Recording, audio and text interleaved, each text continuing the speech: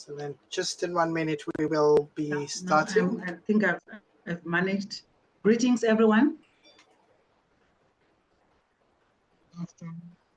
Hi. Greetings, lovely. Hope you can hear me now. Yeah. Thank you. Perfectly. Thanks. Yeah. Yes.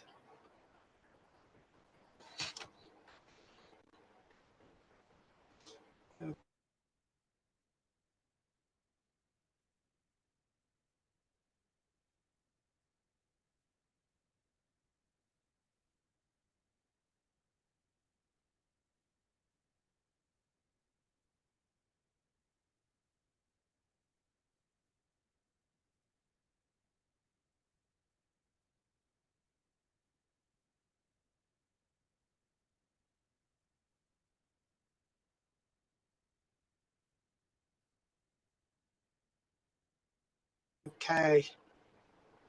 So it's a real pleasure to welcome many of you this afternoon to a restart of our series under the Zimbabwe chapter of the Society for Conservation Biology. Just want to welcome all of you, and in particular our distinguished panel this afternoon.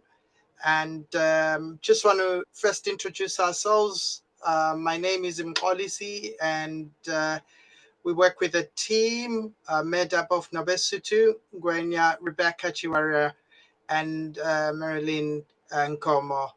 Very hard workers, and many of you will notice that our team has two people that are no longer with us. One resigned, and the other was unwell and sadly passed away, Diane. We thank both of them, Tim and Diane, for the work that they have contributed to the society. But just want to acknowledge particularly Nobesutu and Marilyn for the work that they've done in organizing our seminar this afternoon. Just a quick update on the work that we're doing. Just wanted to say that we, as many of you might realize, relaunching a number of things, including the seminar series. We will be relaunching our website, which a number of you have gotten in touch saying you can't access. We're relaunching that, re-energizing the chapter, and we're looking for 2 new members of the committee, and hopefully some of you would consider that. If you're interested, please do get in touch with us and would like to hear from you. We encourage you, many of you, to continue to be members or friends of the chapter, and you can send an email to us in the meantime as we setting up our website, re-energizing, relaunching our website, and you should be able to access that later. For some of you that are able, we really encourage you to sign up to the Global SCB and become a member so that you can access all the full benefits of being part of the Society for Conservation Biology. In line with that, I just want to announce that the Society for Conservation Biology's next meeting, which is going to be global, is going to be hosted in Australia, Brisbane. And so if you are interested, please keep an eye on the SCB global website. There will be a call for abstracts, for papers. Please do that. And there will also be an opportunity to apply for travel grants if you're not able to afford the travel to Australia.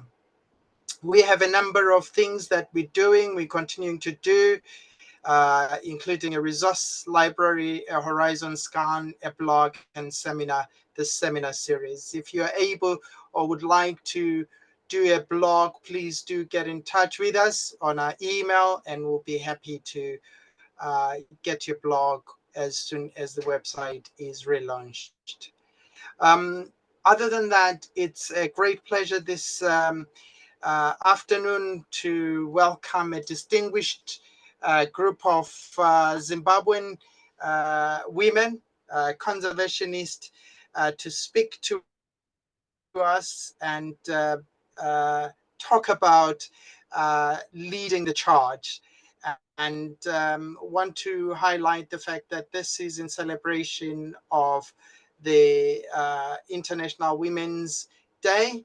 And we're very delighted to have Taku, Patience, Olga, and Rudo speaking to us. Many of you know them, and just want to say welcome to the four of them.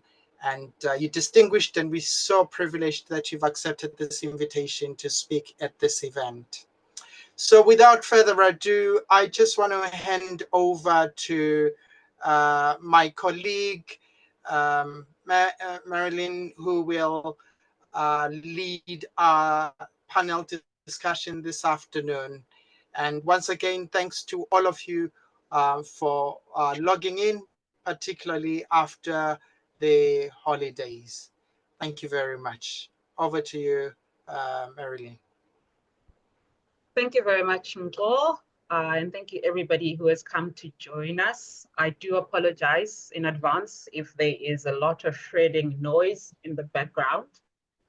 A team are out here exterminating an invasive pest from our trees, so conservation. I'd like to thank you all for joining this discussion today. We're speaking to really powerful women, and I'm very humbled to be facilitating this discussion. A lot of these ladies inspire me, and a lot of you are inspired by these ladies. And today we will get to have an up close and personal discussion about them and their work. Please feel free to cast any questions in the chat box, and hopefully towards the end of this, we will have time for a Q&A session. Ladies, I'll invite you, if you haven't already, to turn on your cameras so the people can see you, and we will start our discussion. I'm going to start my questions with Professor Patience Gandiwa. She's a very well-respected, internationally renowned woman from Zimbabwe in conservation. She's currently the Director of International Conservation Affairs at Zimpox. And I apologize to start with this very cliche question, Prof, but how do you do it all? How can women pursue careers in academia, pursue careers in leadership, and also juggle beautiful work, life, and at home lives? How do you do it all at home and abroad? How can young people, young women that are looking up to you aspire to and know that we can actually have it all? Thank you very much. I would say, well, it's a number of factors. Well, where do I start? I would say, well, the most important part of the recipe is to have passion in what I do. So because I am passion driven, that passion, it pushes me and energizes me beyond any other consequential benefits that can come through what I do. Meaning to say, things like salary, money, and stuff are important, but not more important than the urge that I feel within that I need to do this, whether or not I'm financially benefiting from it. So that's the most important energy force which drives me forward. But I have a network in the circle of people also that you know, energizes the fire and help add some oil and some other ingredients that keep my fire and my flame burning.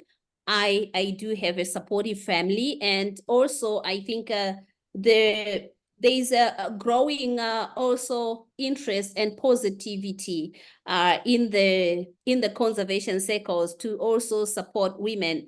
I think we are in a different age and time. When I look several decades back, the support in terms of the policy environment and also even the leadership that we have, it's a bit different as before. Like, it's not a surprise to see a woman pursuing a career in wildlife conservation in this day and age than what it was a couple of decades ago. So I would say there's been some also positive developments that have happened, which has also opened some spaces to, to do what I love best.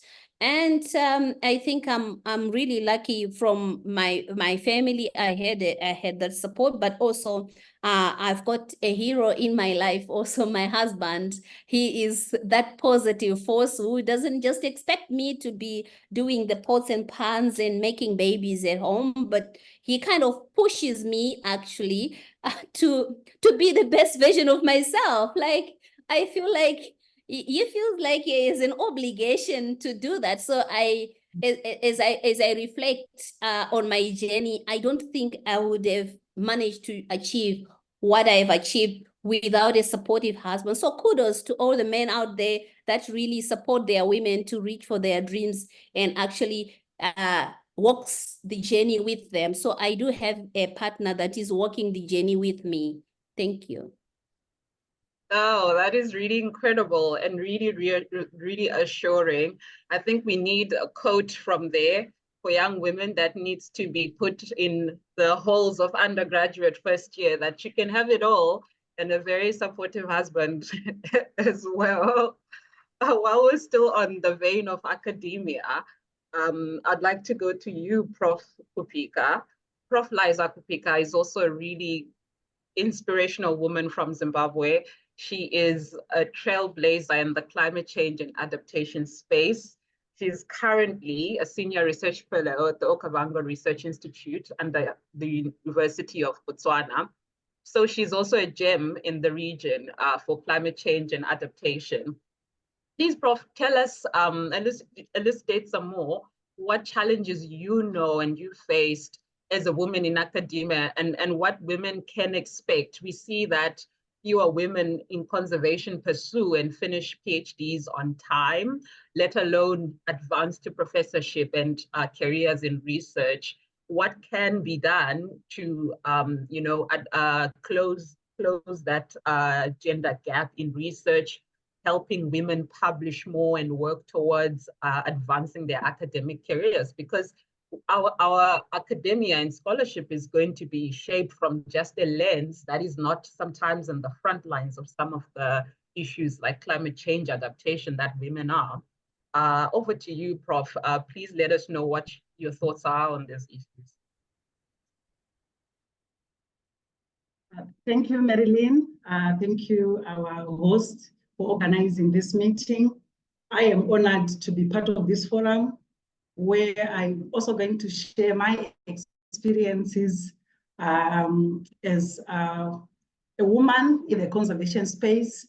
Like as Marilyn has already indicated, my passion is in natural resources conservation, climate change, and the green economy. It hasn't been a nice journey, so to say, but I thank God that I've also managed to find my niche in the climate change conservation space. So maybe I would like just to quote recent takeaways from COP28. We are now talking about nature conservation and climate action. It's quite topical. So I'm also inspired by the fact that as I started my journey in the climate change space, it hasn't been easy for women in general, especially from a Zimbabwean background. First and foremost, you need to be focused. You need to have support. I have had a lot of support from mentors. I'm not going to mention their name, Perhaps some of you, you know me, yeah, you have read about my journey as a scholar. I've also been privileged to be part of a recipient for a number of grants, which have also reached out, and quite competitive grants. So what I can actually say is, as a woman in the conservation space, the results do not come on a silver platter. You really need to reach out and also work hard, and you also need to stay focused. One of the things which I also find very useful as a woman is never to waver in your faith in God. I think I should emphasize that. I know we have got different religious backgrounds, and we have, but what you trust in, and you keep focused, and also rely on your mentors. We also have our social networks with us.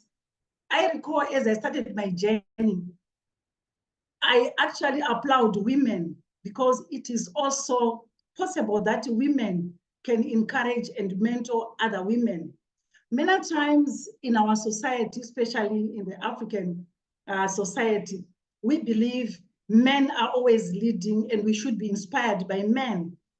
But I have to confess that to be where I am today, a certain woman identified me, and despite the challenges which I was facing at that particular moment, they embraced me, they took me, and also mentored me and guided me. And up to today, I do not regret that. So I'm actually here.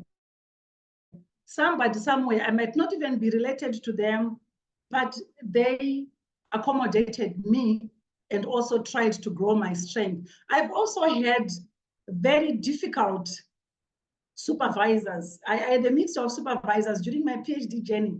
Let me confess that I think I'm not going to mention names as well. I was supervised by 3 difficult supervisors, but you find that it was a mixture in terms of their characters. One character would moderate the other, to the extent that it also helped me to realize the potential which I had. Otherwise, sometimes I decided to quit. At some point, I thought, I can't do this anymore. I remember one supervisor would send me comments which would take me to bed there and then. And I would sleep over the comments when I was writing my manuscripts, developing my thesis, but I never gave up. So resilience is key. So not only is it key, but you also have to know that the journey is not easy, is not as easy. So when you look at the African space, I grew up also in a family which is a Christian background, but very supportive as well. I have a supportive family. My brothers, I've got one sister, and the rest are brothers. So I also grew up in a male-dominated space. And also, talking of cultural background, I also grew up in a family where we come from. If you look at my cultural background, at some point I would be asked, how do you manage to be where you are, yet you belong to this particular tribe? Right, so we have that kind of labeling which also occurs, even as we strive to prove ourselves in a male-dominated space as women. But again, that doesn't mean that we shouldn't be focused. We need to stay focused. So when you look at Africa, across Africa, we have about 120 million girls who are out of school globally. And if you look at one recent UNESCO report, girls are disadvantaged by several factors. So globally, this is not only new to Africa or Zimbabwe, but one factor which also causes those disparities in terms of achievement, especially when we come to PhD, we have to look at the causes at grassroots level. We look at several factors. One of them is location. Where is the girl child located from the onset? So if you look, for example, here in Zimbabwe, would a girl who is coming from a rural setting have the same opportunity and same exposure as one who is located in an urban setup. Another factor is also regional differences. In sub-Saharan Africa, for example, when we look at gender parity in terms of enrollment, it has not been achieved in terms of level of education. So we have a mix of factors which affect girls and why girls eventually may not achieve their dreams in as far as tertiary education is concerned. So you realize that recent reports by UNESCO show that in Southern Sub-Saharan Africa, that disparity still remains. You realize that 80% of young women complete secondary education for every 100 young men. So when you look at girls, when we come to tertiary education, they fare better. For every 100 proficient boys, we have 115 girls who are more proficient, especially in terms of literacy in sub-Saharan Africa, even globally. But you also realize that as the women grow older, where young women also tend to outnumber men at university globally. Only 9% of young women enroll in tertiary education when primary and secondary education is neither compulsory nor free. So there are several factors which cause all these disparities. So we have several reasons. If you look across Africa, we have issues of war, climate change, induced displacement, and war. Right now, we have got around 62 armed conflicts taking place across the region. So when we want to look at other factors, I've already talked about gender disparities. And also across the region, if you look at our cultural background, gender stereotyping is still there. I'm not going to share personal experiences again in terms of gender stereotyping, but I've been a victim of that. Women face numerous challenges: inadequate support systems, lack of representation in leadership. I'm actually happy that we have one of us here, Professor Patience Gantiwa. She's actually an inspiration, because at some point, I remember when I joined the conservation space, I used to ask, Kuri, don't we have any women directors in parks? I used to ask myself, and no one would answer me. So she's actually an example that women can do it. And also because she's an example, she's also a testimony that women can be inspired by other women. So many times we think women can only be inspired by men, but we can also inspire each other as women. We need to embrace our intergender and intragender networks so that we promote each other as women, so that we make the most in as far as education is concerned, especially at university level. Now coming back to the issue. Prof, I will hold you. I'll come back to you. You do see we've got scientists here. They brought all the data. I thought you were going to pull up some graphs and we'll come back to you. Hold that thought. I want to bring our legal minds here. We've got the lady justices of the future here. We've got Rudo Chasi, who is a lawyer and a co-founder of the Zimbabwe Women in Conservation Association, and Takumutezo, who is a lawyer as well and the founder of Hambai Wild.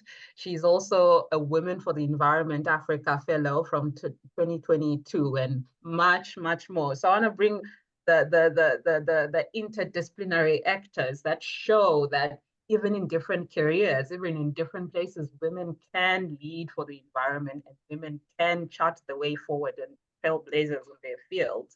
Maybe let's first ask Rudo this question so that she sets the pace for this leg of the discussion. How were you and your team thinking, or your organization specifically thinking of targeting issues for women? What inspired you guys to start this initiative? And what kind of futures did you, in your work, want to see for women in conservation? Thank you, Marilyn, for the introduction. Hello, everyone. I'm Rudo Chasi. I'm excited to be here, actually. The world works in a weird way. My plan was to be a judge at some point in my life because I love the law.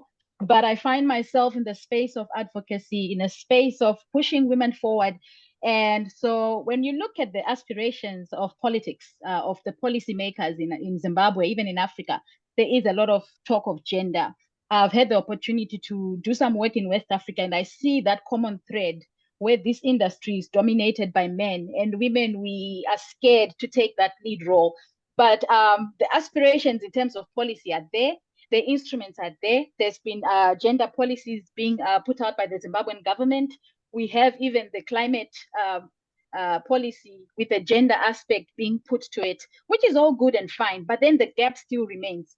We have the instruments, but the females, we are still underrepresented. We are still taking that back role. So it's time that we spring forward and take our positions. Even if you look at the climate, I mean the environment where women in the rural areas or the vulnerable communities are, they are the most affected by climate issues. They are the most impacted by agriculture. So it's an issue of a lack of resources, access to land, access to resources. So we are saying we want to benefit, we want to participate. So I had the opportunity to travel and do an international program where they were asking us, what would you do for Africa? And I thought to myself, as an African woman working in the conservation space, although with a legal angle, I have struggled to spring forth, to grow and become that participant in decision making. Not that I am not capable, but the opportunities have just not been there. So how about we bridge that gap and create opportunities? So that is exactly the inspiration behind Zimbabwe Women in Conservation. We want to take women forward. We want to move you forward and just make sure you are operating at the highest levels of your career and that we are competent enough. So Zwika is just there to create a platform of growth, honestly. And one more thing that I've noticed, as women, we are not bold enough, most of us. We are fearful. We're like, oh, we've got children to take care of as mothers. Oh, what will people think? Oh, what will my husband say? But some of those times, those fears are unfounded. So it's a matter of being bold and confident and asking for that position and asking for that development and networking. That's one more thing that I realized in my career, that the networking game that men have and women have is totally different.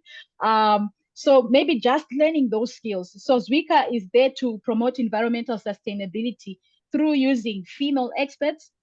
So we have recently created a database where we call it a job bank. And we are just hoping that with the grants that will be rolling in, we'll be able to empower women and pick the necessary skilled individuals to come in and impact communities and also earn a living from that process. So in a nutshell, that's basically what we're trying to do. Thank you. Wow, thank you. Thank you so much, Rudo. Wow, that is very packed, so inspirational. We actually often need to get out of our spaces, like get out to study somewhere or step out of our communities to be able to have a landscape view, to see better, to be creative, to think about our problems in a different light and come back home with that wealth of knowledge, of ideas and networks, and like the good prof said earlier, grants, especially connections for grants, because none of all this work is possible without international funding, domestic funding. But I would like to come back practically again on the legal aspect of things, on the policy aspect of things, and ask my dear sister Taku here, what do you think about Zimbabwe and the region? What do you think about our progress in addressing the inequality gap in the conservation sector, particularly in Zimbabwe and the region, as far as you know? And what role do you think men can play in driving gender equality? We've already heard of supportive husbands. I was just on the phone right now with my father, who's calling and giving me supportive families. But generally, as people, there's a lot, I see a lot of men on this call. What can they do extra to be supportive to us women? And just, yes, a landscape view from a legal mind and a renowned leader as yourself. Thank you so much, Marilyn, and thank you to everyone that's here. I feel really privileged to speak to such a well-rounded group of people. I think, to be honest, I definitely agree with Rudo Chasi, who just spoke earlier, that the legal framework is there. The Constitution is clear. It provides for gender equality. It provides even a section on rights to women, which pretty much invalidates all other customs and traditions and cultural practices that aren't in adherence to women's rights, that don't support women's rights. So in general, I think, the Constitution is the highest law of the land, and it clearly provides that women have those rights to gender balance, to representation, especially in agencies and bodies that make policies and laws, right? Yet there's no mention of women in the Parks and Wildlife Act or in the Environmental Management Act. So we have this new law, which is a constitution that was only enacted in 2013. So we actually consider it to be quite a recent law. And that's the highest law of the land, and it provides for women's rights. But the bodies that are meant to actually protect wildlife and protect nature, such as the Parks and Wildlife Act, they don't actually regulate or include women. So I think we have a gap there. And I know that the Parks and Wildlife Act is currently tabled for amendment, and it's currently being reviewed. So we really just can only hope that alignment will come into place. And it's still, like I said, the Constitution is still fairly new. And I can even give a personal example of being part of the board that oversees the Nyanga National Park. I remember when I joined in 2020, I was the only woman on that board. And at that time, I think I was the only person under the age of 35 or under the age of 30. I was 26 at that time. And I remember stepping into that board and being like, where are the women? I know so many competent and capable women conservationists, whether be it lawyers, scientists, zoologists, vets, so many different phenomenal Zimbabwean women, also from the region, from Nyanga region, or even across Zimbabwe, that would have been able to step up and contribute towards governing and making policies that affect that national park.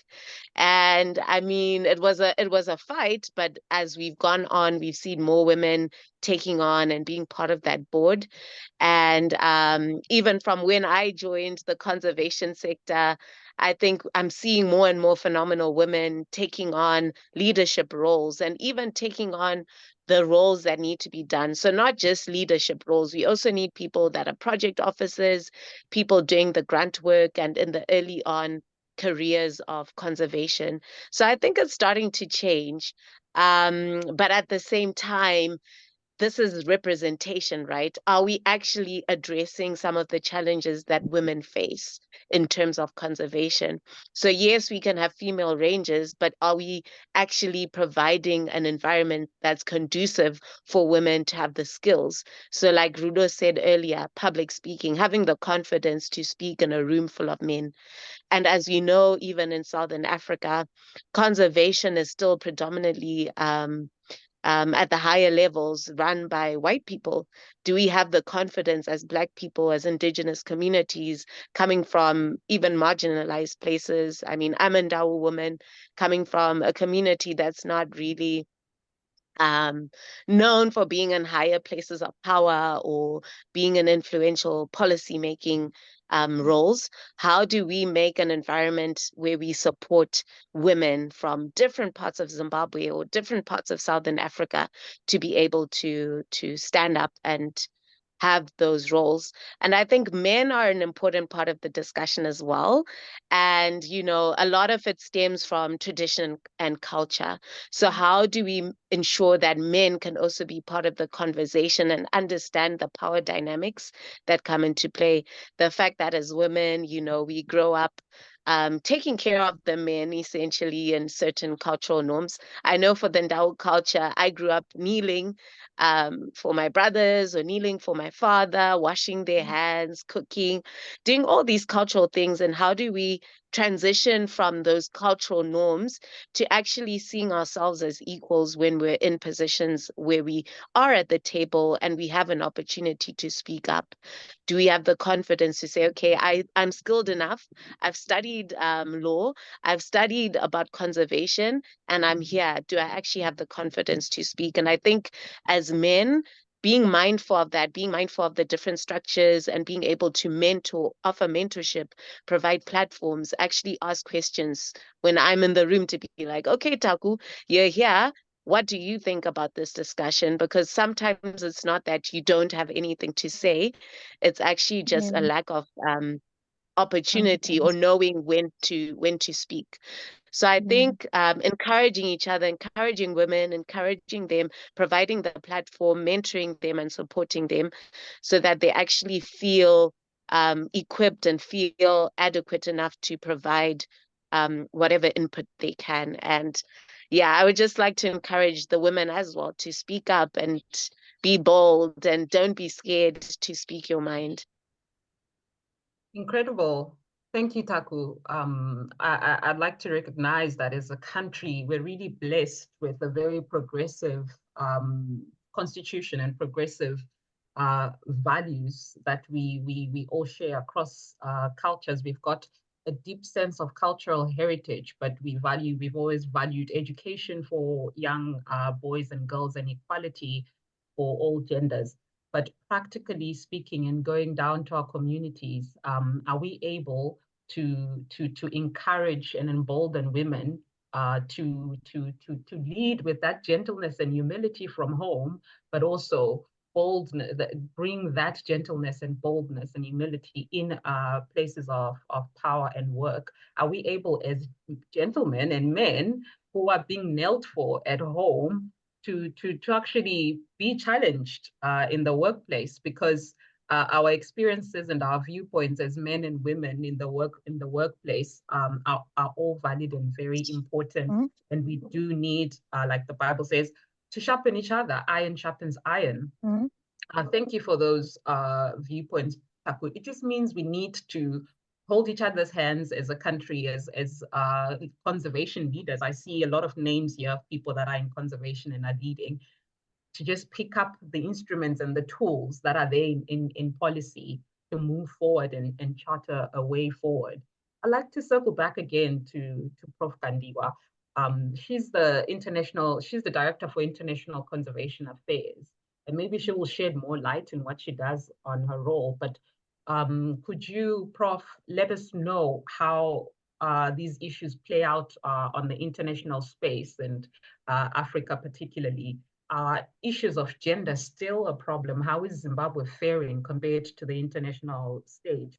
Is gender even an issue on the global stage? What are other countries also doing to address these issues? We hear so often of women being on the front lines of climate change vulnerability in Africa, and a lot of young women are also leaders on the global stage in advocacy and action.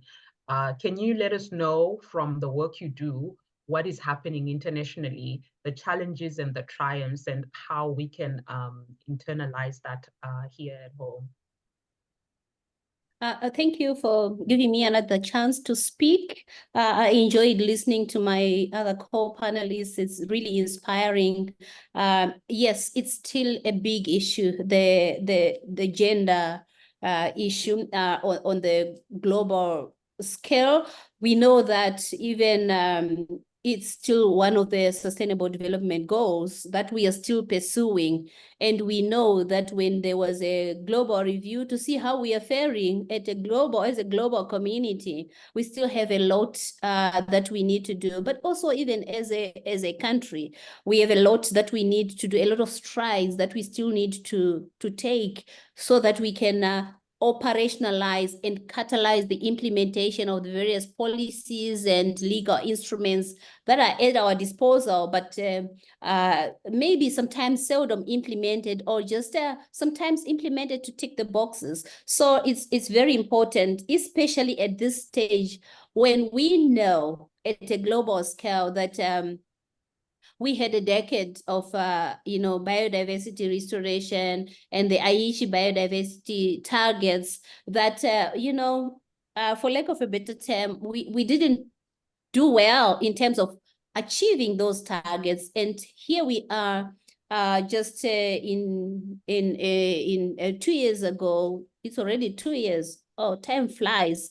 We have a new blueprint for us to be implementing in terms of the global biodiversity framework. But we know we didn't do well, including scaling up the role of women to be part of the solution puzzle to fix the triple planetary crisis that we are facing. We know that for us to address biodiversity loss, we can't address that without women, and that is increasingly being recognized in various fora under the Convention on Biological Diversity, under the Convention on the Conservation of Migratory Species of Wild Animals, even also within the CITES circles.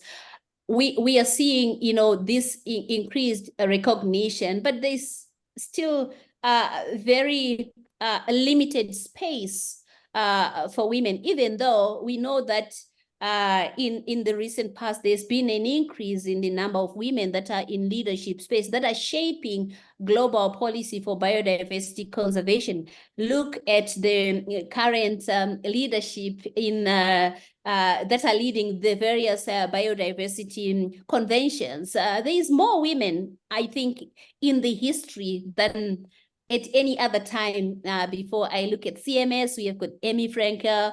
Look at even CBD. Currently, of course, we don't have a substantive Secretary General, but the recent past substantive SG was Elizabeth Mrema. She was an amazing woman.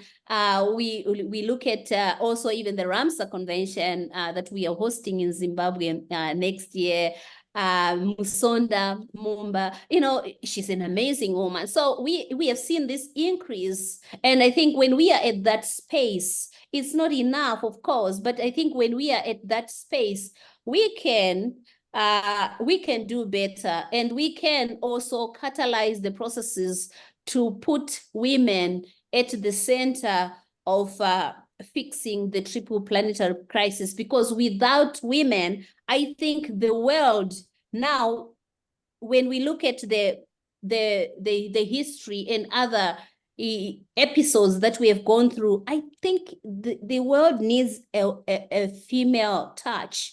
We need compassion, conservation with compassion. We have seen an increased militarized approach to conservation when, and we have seen a lot of also literature being published about green violence, etc. And some of these things, I think women, we have got inherent abilities to step into that space, and also, grab the responsibilities or see the opportunities. Sometimes it's not about also waiting for someone to create the opportunity for you. They can be just a framework, but it's now up to the women to rise up and see the opportunities, even those that are not being seen, even at this global or regional scale. If there's no chair for the woman, grab your chair and take your chair there and say, hey, I'm here and I'm going to contribute to the discussions. I've seen this happen.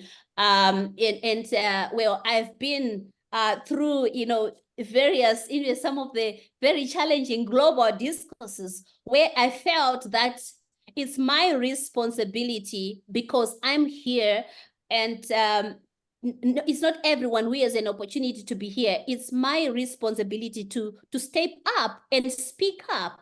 So I think it's really inspiring what is going on. But I think we need also more women. We need to increase the number of women in those influential positions so that we can pull up other women also to join the conversations, and also to actually have more in-depth analysis of actually how the women are interacting with biodiversity related elements every day as they take care of their children, as they explore their livelihood options at their disposal in the day-to-day, as they look for fuelwood. We are at a transition where we want to actually see a greener future with cleaner energy and more energy efficient future. I was talking to one of the amazing women in Rwanda when I attended the Sustainable Energy for All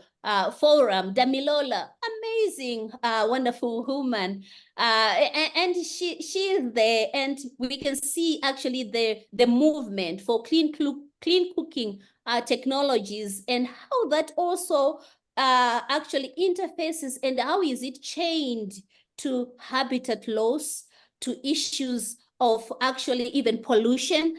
So I think we are seeing a growing movement that needs to be capacitated more, that needs to be resourced more, that needs also to toughen up a bit and have that elephant skin that you actually choose when you're a woman, which voice to listen to, because there's always going to be those stereotype issues. There's always going to be those cultural issues that can pull ourselves down and back. But I think it's important to also be in that position where you choose what you want to believe, and you also shape the kind of world that we want, and the role that women can also take up in the future. So we have a responsibility to actually shape that future that we desire to see. It's in our hands to do that. It's not anyone else who is going to do it. And we are here and we are trying our best, but we need more hands on the deck. Wow. She started with the word passion. I'm sure everyone can see it. The screen is burning. There's so much she has brought to the table and said. She clearly is in this field because she's passionate, and she's clearly a leader and has worked so hard in this field because of the passion she has. Guys, we see issues of militarization of conservation, or when we're seeing inclusion of women, it's only when we become rangers and we are out there. But women can put on lipstick and do their nails and still be trailblazing, incredible rock star conservationists. And she touched on very, very important things about the soft heart and gentle touch of women, and the feelings we carry when we lead internationally. When you're out there, you do feel the weight of representing your country. You do feel the weight and importance of the women who are not at the table, the community, our fathers, our brothers who are not at the table. And that's how you are pushed to grab that chair and sit up there and do what's necessary. Thank you so much, Prof. You said so many incredible things. I wanted to snap my fingers, but it's not poetry night. So I want us to quickly move over to Rudo. Rudo, Prof. Gandiwa spoke a lot about space and creating platforms. I was going to ask you about approaches, but I think we all have a lot of ideas about what approaches can be taken to take us from policy to action. What kind of approaches? I'm excited when I see one of my bosses, Professor Gandiwa here, being excited, being passionate about it, because it means that the attitude of government itself is positive. It has changed. We have that Agenda 2030. We have government with us today. Yes. So Agenda 2030, the ball is rolling, which is positive for us at Zwika. And we look forward to using the approaches of engagement, collaboration, and partnership because without government partnering with different entities and women and pushing that call forward, honestly, it will be difficult as individuals or even as civic society to come in and say, we want to do conservation. They are the custodians of the resources, and they are in constant touch or interaction with the people. So there needs to be that synchronization of efforts through collaboration and creating those partnerships where we can say, okay, we're coming to Zimpax, we have this project, can you assist us to get into the communities? How can we collaborate and create technical support from government, and also we bring in the funding, or however, whichever setups can be brought up. I think that would be so important. And also just making sure that we don't bring in what communities don't want. Going out there also and inquiring what is it that the communities want at the end of the day, because it's so a waste of time and resources to find yourselves bringing in funding and money and projects which communities are not passionate about, which does not meet the most important needs. So when we talk of community participation, we need to take it from an approach where we are coming from down to up, not just imposing positions from our great offices in our lipstick and high heels. We want to make sure the impact is lasting. The impact is something that Zimbabwean community wants. So I think always engaging and caring the community is some of the important approaches that we are looking to doing. Leadership, training of women, taking that approach and saying, okay, we might not all have been exposed to leadership training, but how can we then, because we can't ask you to represent when you don't have the requisite skills. So that space of mentorship and leadership is really important. Training, providing that capacity building in respect of the experts themselves and capacity building for communities themselves. I think if we can manage to do those things, those kind of approaches would assist us in winning this race. Thank you. Thank you. While we're that, Taku, if I could ask you, I was going to ask you about what recommendations you have for policymakers, but you already alluded to how great our policies are and how we're taking strides towards revising certain instruments to incorporate women and have women in boards. But you work a lot in a space or corner of conservation that we already imagine is very male-dominated, illegal, trafficking. What insights can you share from your work that is often not just very policy heavy, but also dangerous and has a lot of international considerations for sometimes very local and rural people? Can you give us insights from your work from that?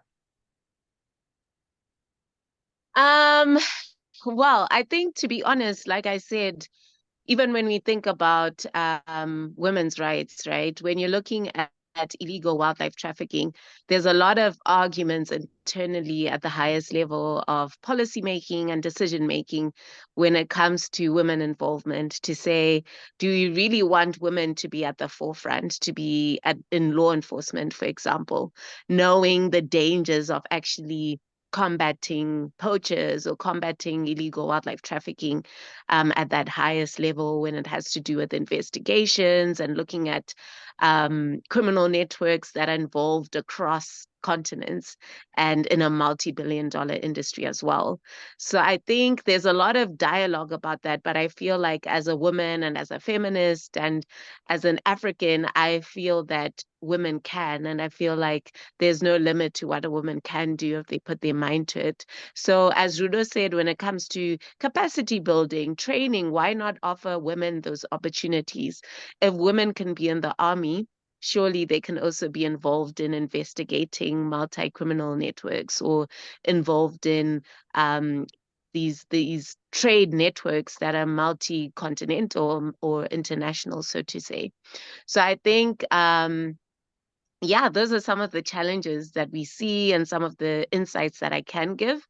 And I think something that I've noticed as well that's starting to happen in Zimbabwe and in a lot of the Southern African illegal wildlife trade networks is that a lot of the criminals are also now using women to be involved in the trade as well, because often, especially even culturally, we're not going to suspect a mature woman to be involved in illegal crimes. So it's starting to happen where women are involved. So I think we need to hold each other to account and involve women not just in the criminal networks, but also in combating those criminal networks and believing that women can. Absolutely, absolutely. And Prof. Kupika, you spoke a lot about the statistics, the data, and the disparity between boys and girls, and even women and young men in academic spaces, in publishing, in being able to attain PhDs. You spoke a lot as well about the capability of women in academia and intellectual spaces.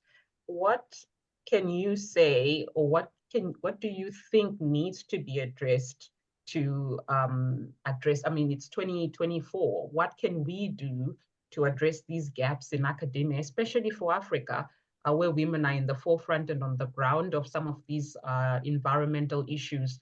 How do we get their perspectives published in respectable journals, taken seriously, and also shaping scholarship for the world? Thank you very much, Marilyn. I like the issue of publishing because normally in academia, publishing, they normally used to say publish or perish. I remember when I joined my first university, that's a bit scary, publish or perish.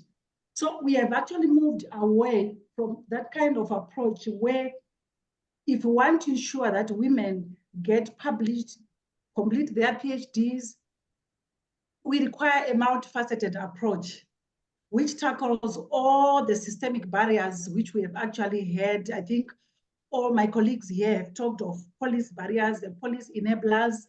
We also need to promote gender equality, but take note that we don't have any one single explanation, or maybe what I would call a group of explanations which can account for this difference. So in academia, we call that the productivity puzzle.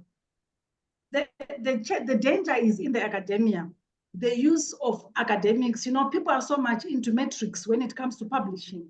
You have to prove yourself, you have to publish more, improve yourself so that you can be recognized and promoted in the academia space. So there's also need to reconsider and refocus on what exactly constitutes achievement, academic achievement.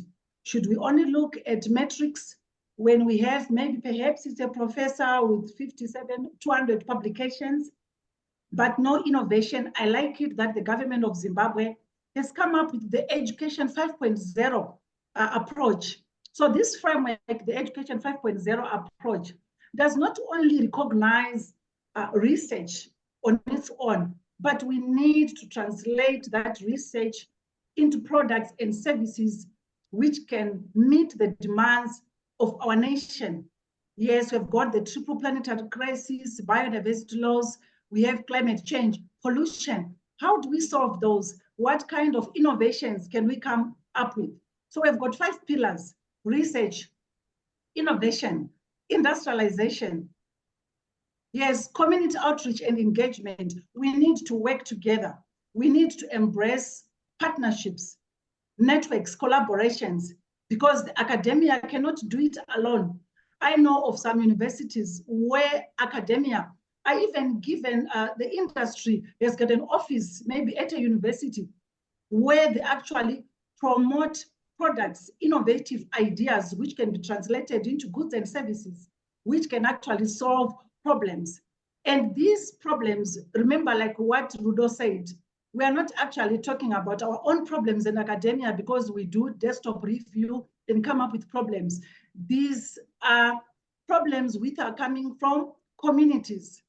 We need to have evidence-based research and innovations which are solving community problems. So if we want to build the Zimbabwe we want, the Africa we want, we need to go out there, reach out and have innovative research which is solving women problems, not only women problems, but societal problems. So gone are the days we need to co-produce ideas and solutions together with vulnerable communities. We have the problem of climate change. Now we're talking about, maybe perhaps we're talking about carbon markets. Whose carbon markets are we talking about? We have a community out there in Binga, a community in Wange, a community in Chirezi. I'm talking about these because these are some of the drought-prone areas. We talk to them about carbon markets. Does my gogo there who is in Binga understand what a carbon market is? And how do they benefit? So how can we tone down and translate even our research findings into products which communities can use, not just talk about, so we talk in riddles, a lot of riddles, that academic jargon needs to be toned down. So publishing is only not about looking at academic publishing. We also talk about non-scientific publications. The academia needs to move out of their shells in terms of strict publications, scientific publications. Let's talk about, the climate change space.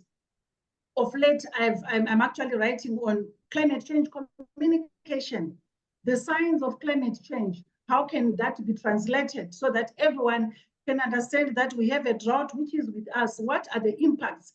What are the consequences of this drought? We also need to talk in terms of, so we have climate communication, which talks about communicating about the signs of climate change. Then we've got climate change communication, which talks about the impacts, the adaptation side of climate change, what type of action can be done. But all this requires an approach, a holistic approach. I know these days people are also talking of One Health approach, different approaches are coming in. How can we embrace all those approaches so that whatever we publish, as we try to make sure that our education not only fulfills SDG number 4, because we are talking of improving access to education. We are also talking about all the other goals. We know the 5 Ps which are covered by the UN goals. But as we domesticate those goals, let's think of our own situation, not only as Africa, but as Zimbabwe. How do we translate that in terms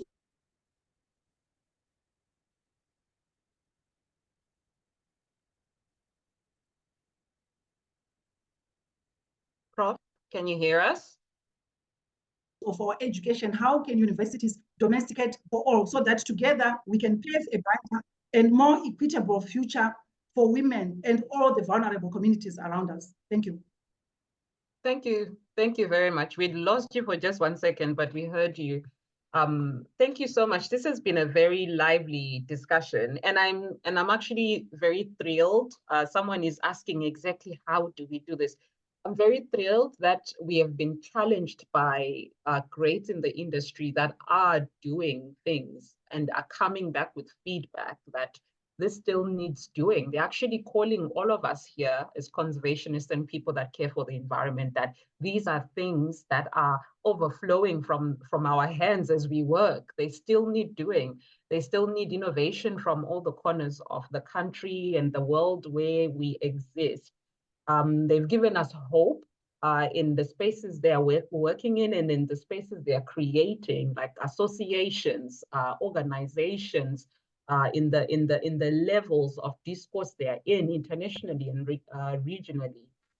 But they're calling on us to be supportive, not just of them as stalwarts and icons that we're seeing on screen here on Zoom, but supportive of the young girl in the community that we know, the young girl in the family who is starting their undergraduate degree or in Form 4, to be supportive of the lady that has just come for their internship at our organization, or the student that you're going to supervise who is a girl who sometimes has problems with their health or has a challenge with marriage or maternity. There's just so many things that we couldn't wrap in an hour to talk about as women, that we need support from community.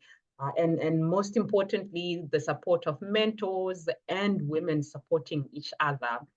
I will maybe like to close before we go over to Nobesutu to check on question and on questions that you've given.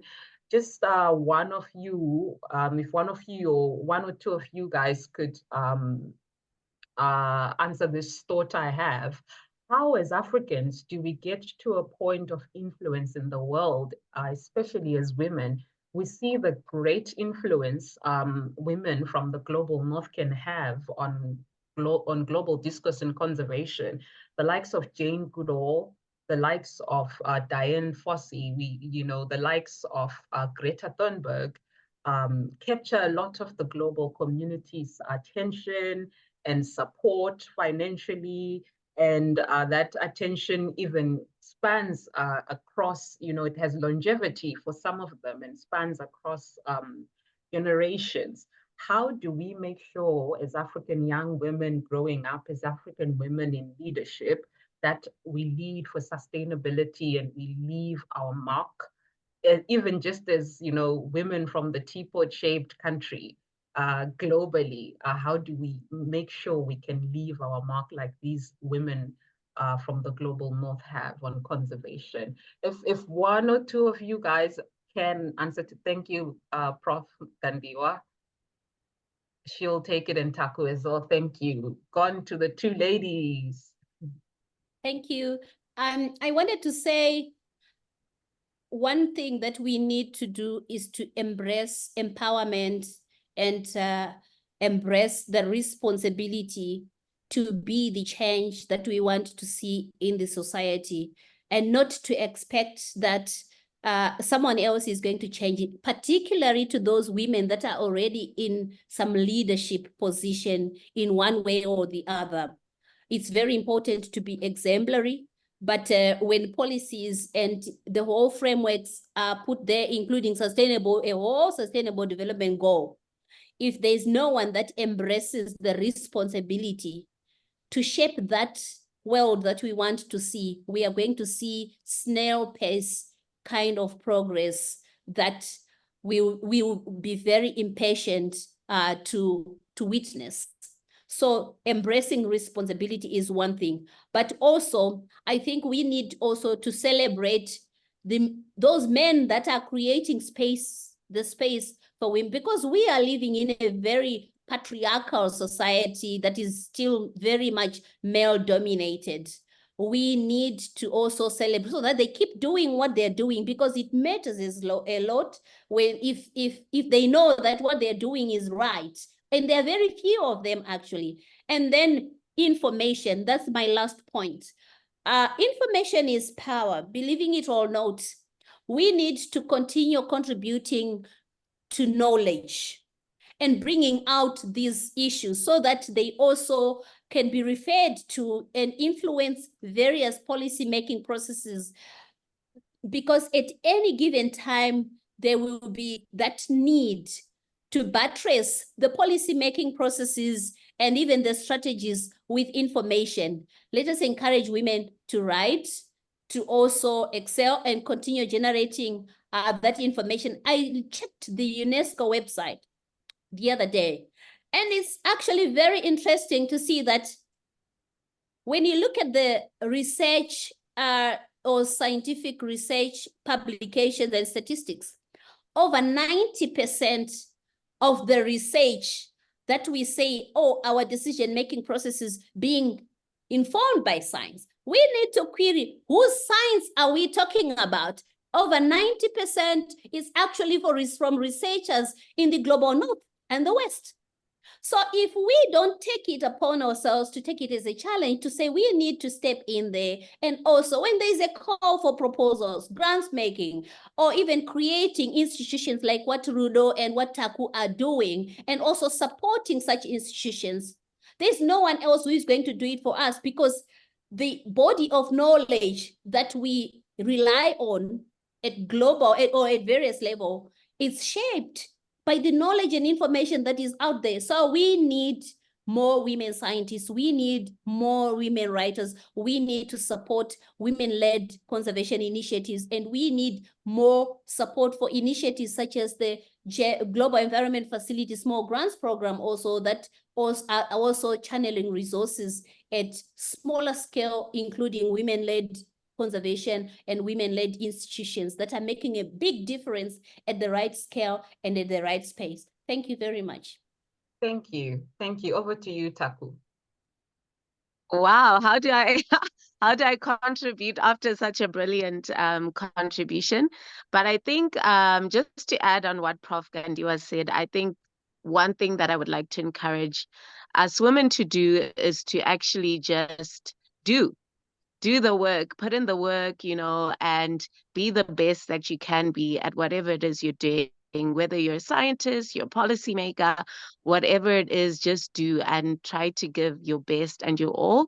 And I think that's one of the things that I can say that I've seen from, you know, world-renowned conservationists, like you said, like Jane Goodall, the fact that they put in the work and they did, and they were innovators and they weren't afraid to do and go where no one else was going. So I think as young women, we should also just try and give our best. And I think that's where the secret sauce lies.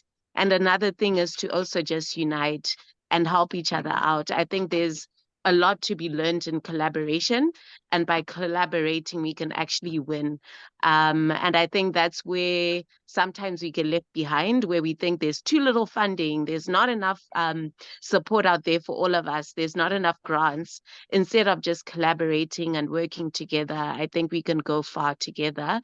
And I'd like to encourage the young or older women conservationists on this call to look at Women for the Environment Africa, which is an initiative where a group of African women working in conservation are trying to collaborate, trying to upskill and capacity build and support each other so that we can be leaders in conservation. So I'd just like to encourage us to look for avenues that are there so that we can collaborate and we can lift each other up versus pulling each other down. And I think that's more sustainable and will provide a lasting solution to conservation. Thank you. Thank you so much, Taku. And maybe one other thing that we need as women is visibility. We need to put our work out on social media. A lot of people are out in spaces now. Women in the global north and in the west do not shy from making their work visible. Let us connect on social media networks. Let us platform each other as women, share the work that the women on here are doing, and also share your work, document your work, document the highs and the lows, the triumphs, the spaces you go to. For those women and those young people that look at you and think they relate to you, to know that it is possible. It is possible. I think we may have two hands. We are over our time. So please, very briefly, I'll hand over to Justice very briefly, and then we'll take Lakshad's question right away so that they can be combined and answered. But please feel free, if you have to shoot off and go, to leave at this point. All the recordings from our seminars, you will find them on our YouTube channel. So yes, over to you, Justice. Thank you, Nomsa. In fact, I want to thank the presenters. And what I wanted to say is, women, you need support. You need our support as men. And what we are going to do, us as a network, I'm from Zimbabwe Climate Change Coalition and the Climate Action Network Zimbabwe. We are actually trying to really ensure that we support women in whatever areas that you may need us. Maybe you may need our support. So if you do your things alone, then sometimes, there'll be conflicts. Involve us. We are there to give you the much needed support that you need. Thank you. Thank you so much, Justice. Lakshad? I just want to say thank you for this forum. I learned a lot. All these ladies, including you, the presenter, full of energy. And the world is not easy. 100 countries, they still discriminate women just because they are women. And only 18 countries in the world are free from that prejudice. And personally, I want to thank my mother because she used to teach me to cook and to work when my sister was reading. And right now I have my girlfriend who is a professor in Guinea-Bissau. I support her before she goes to UNESCO to present something. I'm there for her. So the professor who said you have supporting husband, oh, I felt like, wow, this is the kind of man I want to be. I want to meet your husband, Prof, because he's kind of like a role model. Thank you so much. And we keep the fire burning. Thank you. And I totally agree with the brother who said, you women don't do your things alone. Let's just be there to support each other. We need each other. Thank you very much. Thank you. Thank you. Abisha, very last hand. Very last hand. Thank you very much indeed. I really am so inspired, to be honest, after listening to all the presentations and so on. If there's one thing that we can do as men to actually help you guys to step the ladder, what would it be? That's all I could say. If there's one thing that men could do to help women up the ladder, ladies, this is our chance. This is our chance for world domination. Anybody to take that one on? Anyone to take that one on? Oh, yes, Prof. Patience. Fire away. It's a missile. It's going to be a missile, this one, Abisha. Therefore. Don't be intimidated when there are some women that are good or can do something better than you. Just let us be. Just let us be. Don't be intimidated. Yes, Prof. Olga? Mine would be based on the cultural barriers. Men must deal when it comes to promoting gender equality and equity. I know those are difficult things, but sometimes we need to accommodate each other and understand the need to overcome all barriers. It's also based on our different roles and responsibility as men and women. Let's embrace each other so that we have got gender transformative initiatives, plans, and strategies which promote women. Thank you. Thank you. Thank you so much. I said that would be the last hand. Thank you so much for everyone who took time to join us. And I would like to humbly, very humbly, thank the ladies that agreed when we heeded our call to this, when we invited them to come and talk. A lot of them at great cost and to their time and work. A lot of them forfeited, Rudo is in a very different time zone. And I see a lot of people also on this call that probably should be sleeping from where they are in the world right now. So I thank you all so much for coming and indulging us, and most importantly, for accepting this message and carrying it forward to the places that you sit and lead in. I'd like to hand over now to our Vice President, also an incredible woman in conservation in Zimbabwe, Nobesutu Ngwenya, who is going to, give us a vote of thanks. From me, I'm Marilyn Nomsankomo. I'm just a PhD student here in Cape Town. I'm very happy to have been chatting to you guys. Let's connect on social media and support each other some more. Thank you. Well done. Thank you so much. Thank you very much, Marilyn, and thank you everyone for taking your time to be a part of this discussion.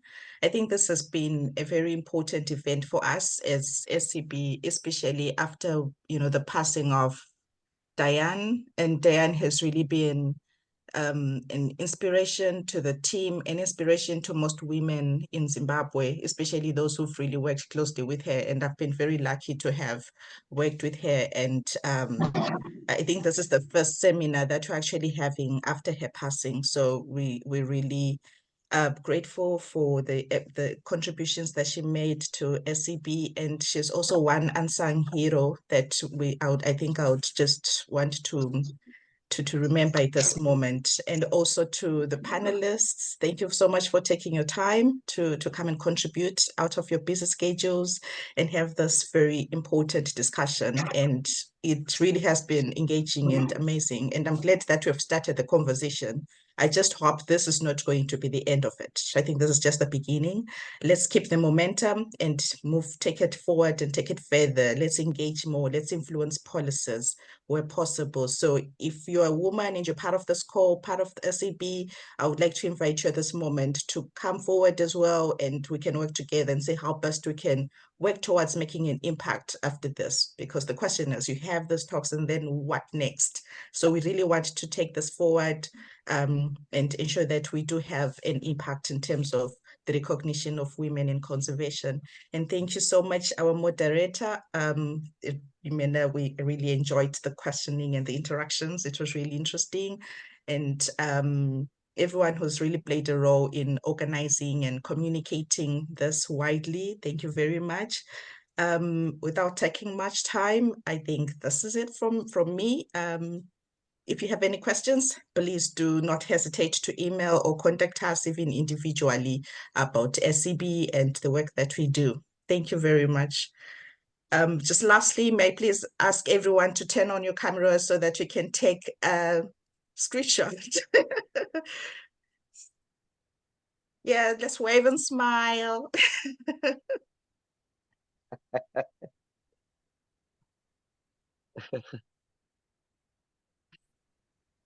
I hope it's working. Technology. Thank you, guys. Amazing. Thank you so much. That was a great session. Thank you so much, guys. Thank you all for being Thank you. you, And Abisha. Thanks, everyone. Thank Bye-bye. you. Thank Everybody. you. Good to see you Bye. all. Bye. Thank you.